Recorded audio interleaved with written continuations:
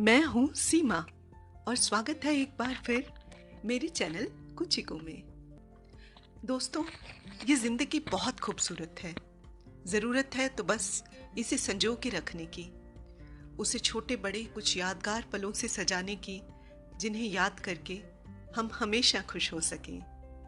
लेकिन कभी कभी हम गुस्से में या जज्बातों में बहकर कुछ ऐसे फैसले कर लेते हैं जिनके कारण बाद में हमें बहुत पछताना पड़ता है। तब हम सोचते हैं, काश हमने ऐसा ना किया होता तो शायद ऐसा ना होता। आज मैं आपको एक ऐसी ही चुनी हुई कहानी सुनाने जा रही हूँ जिसे सुनकर शायद आप भी कुछ सोचने को मजबूर हो जाएं। सूरज, ए सूरज, जल्दी आना, देख आज मैं क्या लाया हूँ। शाम के ठीक 4 बजते ही दीपक रोज सूरज के घर पहुंच जाता और बाहर से ही सीटी के इशारे से बुलाने लगता। क्या है? खिड़की में से झांकते हुए सूरज ने पूछा। दीपक ने अपनी मुट्ठी खोली और उसमें 2 चमकते हुए सिक्के थे। सूरज पीछे के रास्ते से दबे पांव बाहर निकलकर आ गया। उसे डर था कि अगर पापा को पता चल गया कि वो दीपक के साथ खेलने जा रहा है तो वो बहुत गुस्सा करेंगे। दीपक गरीब घर का एक आवारा सा लड़का था जो पढ़ने में अच्छा नहीं था, जबकि सूरज के पिता एक जाने माने वकील थे जो ये हरगिज नहीं चाहते थे कि उनका बेटा अपनी पढ़ाई लिखाई छोड़कर किसी आवारा लड़के के साथ इधर उधर घूमता फिरे। लेकिन उसके उलट सूरज और दीपक की दोस्ती बहुत गहरी थी। हम उम्र होने के साथ साथ दोनों दोस्तों में एक खास समानता थी और वो ये कि दोनों को अलग अलग देशों के सिक्के जमा करने का बहुत शौक था। सूरज के पिता अक्सर विदेश जाते रहते थे और वो जब वापस आते तो सूरज सबसे पहले उनकी सारी जेबों में वहां के सिक्के तलाशने लगता। उधर दीपक के पिता एयरपोर्ट में सफाई का काम करते थे, जहां कई बार बाहर से आने जाने वाले लोग अपने पास बचे हुए विदेशी सिक्के उन्हें दे जाते थे। इसी तरह दोनों दोस्तों ने कई देशों के लगभग 200 से भी ज्यादा सिक्के जमा कर लिए थे। जब भी उन्हें कहीं से कोई नए तरह का सिक्का मिलता तो दोनों को लगता जैसे कोई खजाना हाथ लग गया हो। सबकी नजर से बचाने के लिए उन्होंने अपने खजाने को एक संदूक में बंद करके सूरज के घर के बाहर वाले गैराज में छिपा कर रखा हुआ था। दोनों दोस्त हफ्ते में एक बार अपने खजाने को जरूर दिखाते। एक बार सूरज बहुत बीमार पड़ गया। पापा ने उसे बहुत डांटा। कितनी बार कहा है कि धूप में मत खेला करो, लेकिन तुम्हारी समझ में कहाँ आता है। वो दीपक हर रोज दोपहर में बुलाने आ जाता है और तुम चल पड़ते हो उसके पीछे। आगे से मैंने तुम्हें उसके साथ देख लिया तो मुझसे बुरा कोई नहीं होगा। सूरज चुपचाप बिस्तर पर पड़ा सुनता रहा। डॉक्टर ने बताया उसे टाइफाइड हो गया था। काफी दिनों तक बुखार आने से वो कमजोर हो गया था। इसी बीच दीपक ने भी कई बार उससे मिलने की कोशिश की। वो बार बार आकर उसके घर के बाहर से सीटी बजाता, लेकिन सूरज के पिता के डर से कभी अंदर नहीं आ पाया। इसी तरह कई दिन बीत गए। बिस्तर पर लेटे लेटे भी सूरज अपने सिक्कों के बारे में सोचता रहता। हर सिक्के पर उनके देशों की अलग अलग चीजें बनी हुई थी। किसी पर वहां के राजा या रानी की तस्वीर थी तो कहीं किसी जानवर या वहां के किसी खास पक्षी की। हर एक सिक्का अपने देश की संस्कृति की पहचान दर्शाता था। आज बहुत दिनों बाद सूरज की तबीयत कुछ ठीक थी। वो अपने पापा की नजरों से बचता हुआ गैराज पहुंच गया और अपना संदूक ढूंढने लगा। उसने सारा गैराज छान मारा, लेकिन ये क्या, संदूक तो वहां नहीं था। कहां जा सकता है? अपने इस खजाने के बारे में दीपक और उसके सिवा कोई नहीं जानता था। तो क्या दीपक? नहीं, वो ऐसा नहीं कर सकता। लेकिन उसके अलावा ये सिक्का और किसी के काम के भी तो नहीं। इसका मतलब दीपक ने चोरी की है।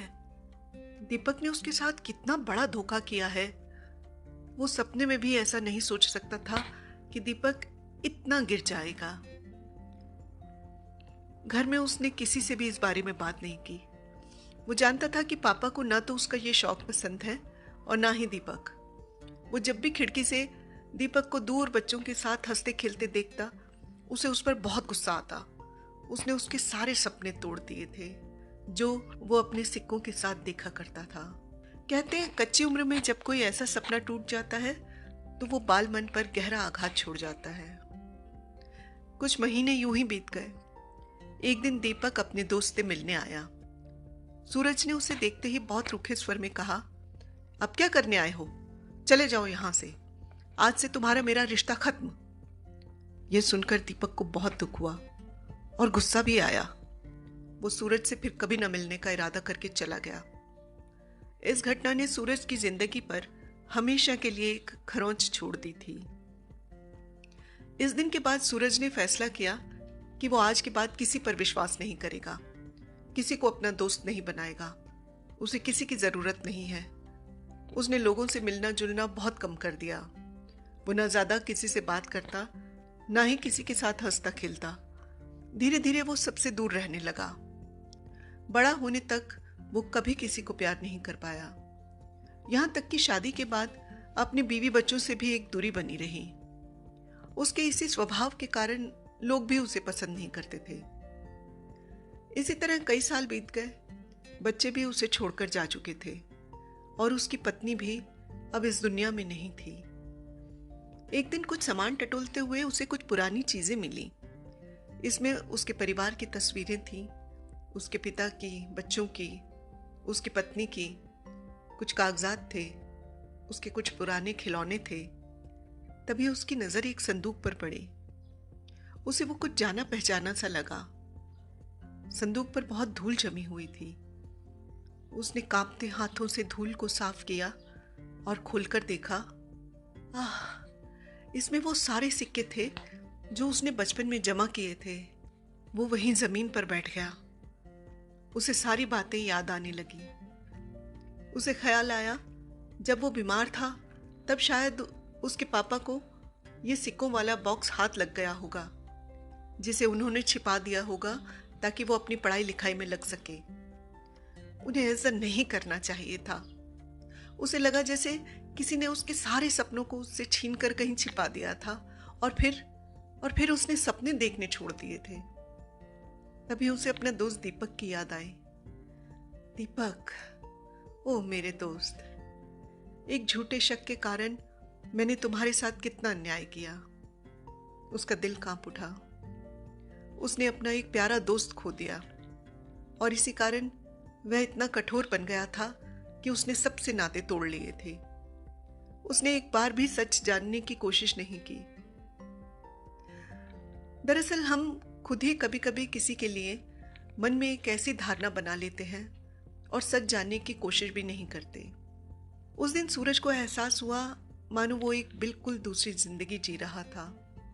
अगर वह घटना ना होती तो शायद आज वे एक दूसरी तरह का व्यक्ति होता, जो हमेशा खुश रहता, सबके साथ हंसी मजाक करता।